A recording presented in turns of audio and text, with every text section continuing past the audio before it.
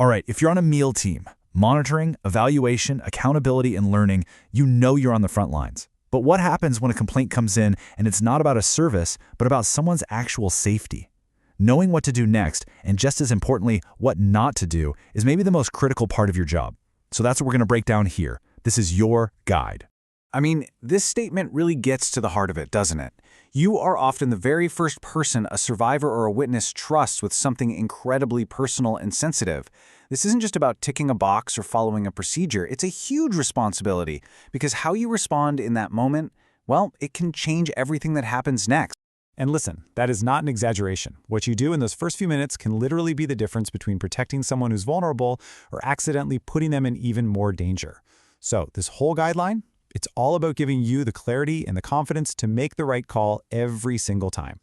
Okay, so how do we get there? We've got a really clear roadmap for this. First, we'll talk about your specific role. Then, we'll nail down some key definitions. We'll get into how to tell the difference between different types of complaints, which is huge.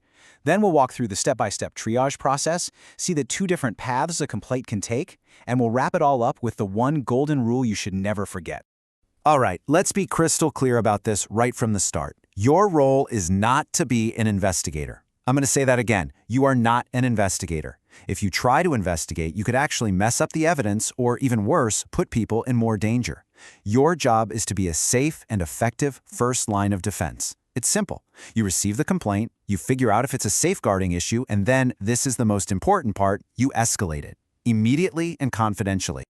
Okay, so to make these big decisions, we all have to be on the same page. We need to know exactly what we're looking for. So let's dive in and break down the core definitions you absolutely need to know. First up, let's talk about adult safeguarding. This is all about our duty to prevent and respond to any abuse, exploitation, or harm that's caused by our own people, staff, partners, volunteers, against any adult.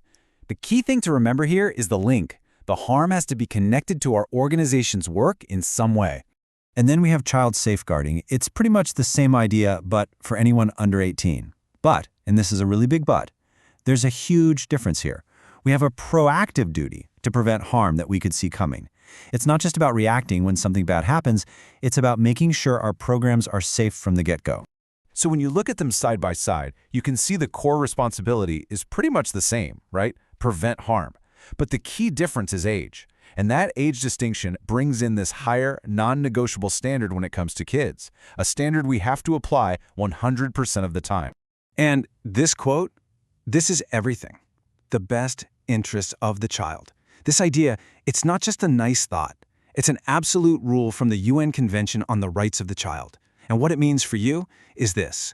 If you have even the slightest feeling, just a hint, that a child might be at risk, you have to prioritize protecting them over everything else. Even if you're not sure you're following the procedure perfectly, the child's safety comes first, period. Okay, this next part is maybe the most important judgment call you will ever have to make. Someone comes to you with a complaint. You have to figure out, are they just talking about a problem with a service? Or are they telling you about something much more serious, about personal harm? Everything, and I mean everything that happens next, depends on you getting this distinction right. And this table makes it super clear. Look at the 2 columns. On the left, you've got the heavy stuff, the safeguarding issues, abuse, exploitation, threats, all about personal harm. On the right, you have the non-safeguarding stuff, the service delivery problems. Aid was late, someone wasn't happy with the quality, maybe staff was rude. Your first job right then and there is to decide which of these 2 buckets the complaint fits into. All right, so now you get the definitions, and you get that critical difference between harm and a service issue. But how do you actually use this in the real world? Let's get practical and walk through the triage process. This is your step-by-step action plan. This whole triage process boils down to 3 simple steps. Step 1 is safe receipt. That just means you listen calmly, you only write down the facts, and, I can't say this enough, you do not investigate. Step 2 is immediate risk assessment. You're just asking yourself, is anyone in immediate danger right now? And then step 3, the decision point. This is where you make the call. Is this a safeguarding issue or not? And here it is. This is the one question that everything hinges on. Think of it like a funnel. All the information comes down to this single point. You have to ask, does this complaint describe harm, abuse, exploitation, neglect, or modern slavery? Your answer, a simple yes or no, is going to determine the entire path forward. Because as soon as you answer that question, it's like a fork in the road. The complaint has to go down one of two totally different paths, and it is absolutely critical that you send it down the right one. So if your answer is yes, there's zero ambiguity here. The complaint immediately goes into the safeguarding pathway. It's now officially a sensitive case, and it completely leaves our normal meal process behind. Now, what's so important here is to understand what you must not do. Your role is actually defined by what you avoid. You don't investigate, you don't go and interview the person who is accused, you don't try to play mediator, and you absolutely positively do not store this sensitive data in your general MMEL database. Any of these things, they could cause serious harm.